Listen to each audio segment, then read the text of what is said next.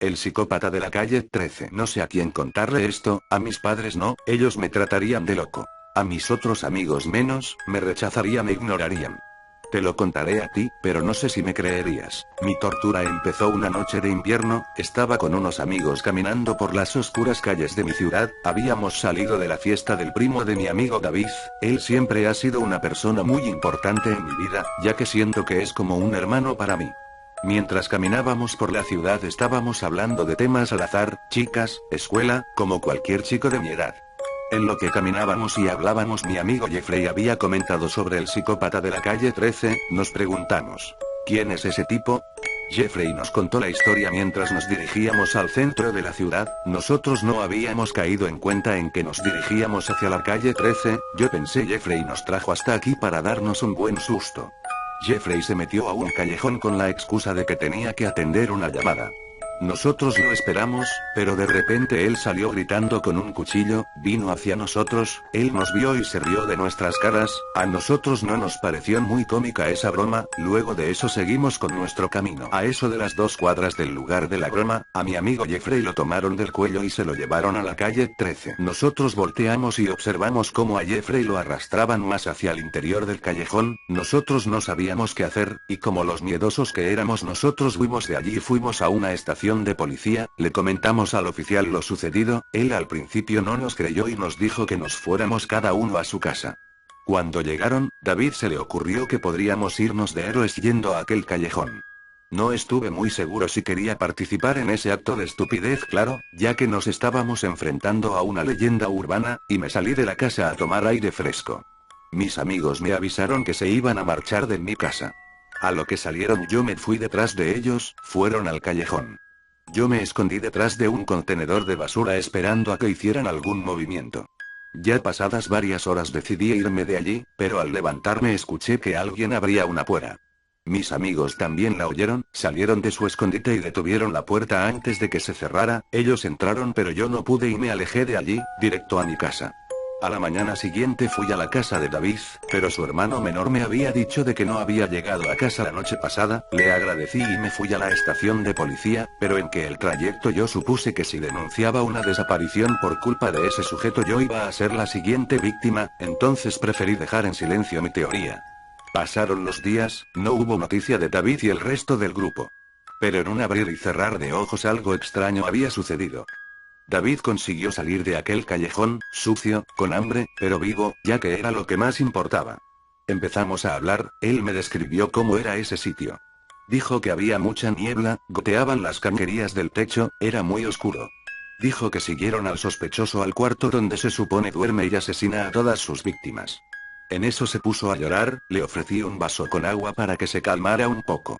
Asimismo yo me preguntaba de por qué lloraba, no lo soporté y le pregunté, ¿cuál es el motivo por el que lloras?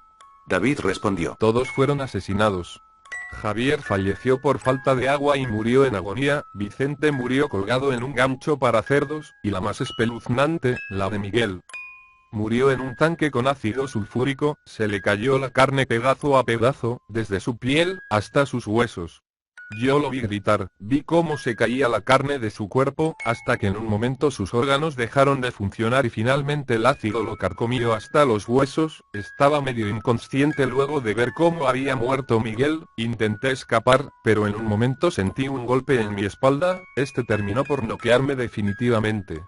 Al despertarme estaba recostado en una camilla, olía muy putrefacto y además sentía que alguien estaba hurgando utensilios quirúrgicos, sonaban bisturís y forceps, me alteré al darme cuenta de que estaba atado a la camilla, de pies a cabeza, intenté forcejear, y me pude liberar únicamente de los brazos y cabeza, con los pies no hubo mucha suerte, intenté soltarme la correa de los pies, pero no tuve mucho éxito, en un movimiento brusco solté la correa, pero hice mucho ruido y el psicópata me miró, tenía un aspecto muy repugnante, nunca olvidaría esa cara, tenía un parche en el ojo izquierdo, sus mejillas estaban quemadas, me dio mucho asco verlo, intenté correr, tratando de escapar de aquel personaje, en muchas ocasiones me tropezaba, pero siempre le sacaba mucha ventaja.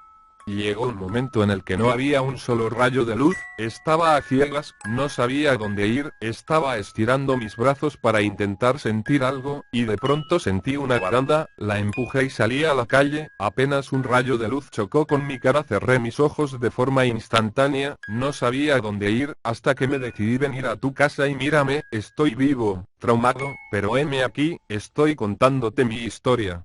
No, qué mala pasada te han hecho. Dije con tristeza.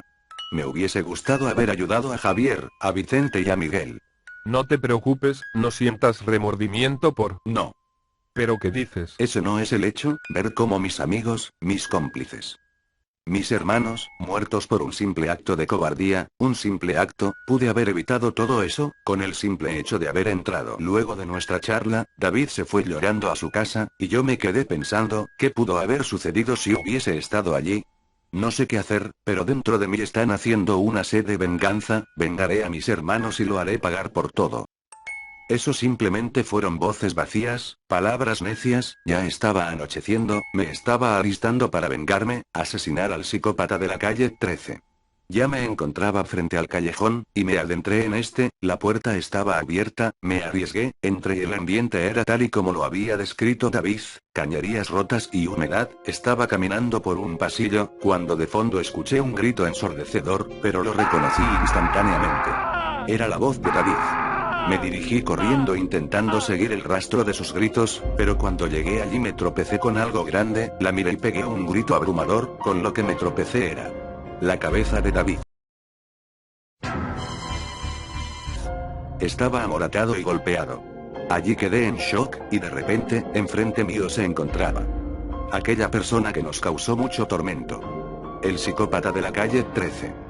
Él se dirigió rápidamente hacia mí con un cuchillo empuñado en su mano derecha, yo no reaccioné rápidamente y me alcanzó a cortar en la mejilla, ese movimiento hizo que me tumbara, luego de eso sí reaccioné y cuando volvió, le alcancé a lanzar un puñetazo y él quedó tumbado en el piso, luego de eso sentí un golpe seco en la nuca y me tumbé en el suelo.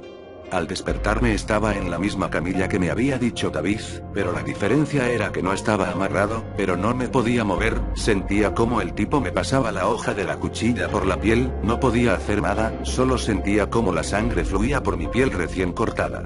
El tipo se dirigió hacia mí y me cortó en la cara, no podía hacer nada, simplemente escuchar lo que él decía y sentir lo que hacía, sentí cómo pasaron las horas, pero no podía hacer nada, definitivamente estaba en una pesadilla de la que yo no podía salir, sentía que yo, ya había perdido toda esperanza, pero recordé que la puerta por donde había entrado estaba sin seguro, eso me levantó los ánimos, salí a la calle y tuve la misma sensación que David. Libertad. Esa era la única palabra que se repetía en mi mente.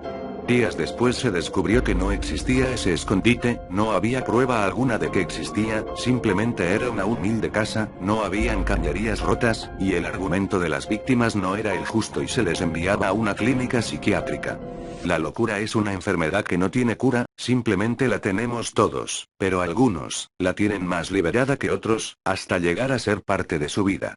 Espero que les haya gustado la creepy, si tienen sugerencias de cómo mejorar nuestros vídeos, o contenido para los mismos, está disponible la caja de comentarios, suscríbanse si quieren más contenido de este tipo, dale like a nuestra página de Facebook, síguenos en Twitter, y un like no está de más, así que gracias y adiós.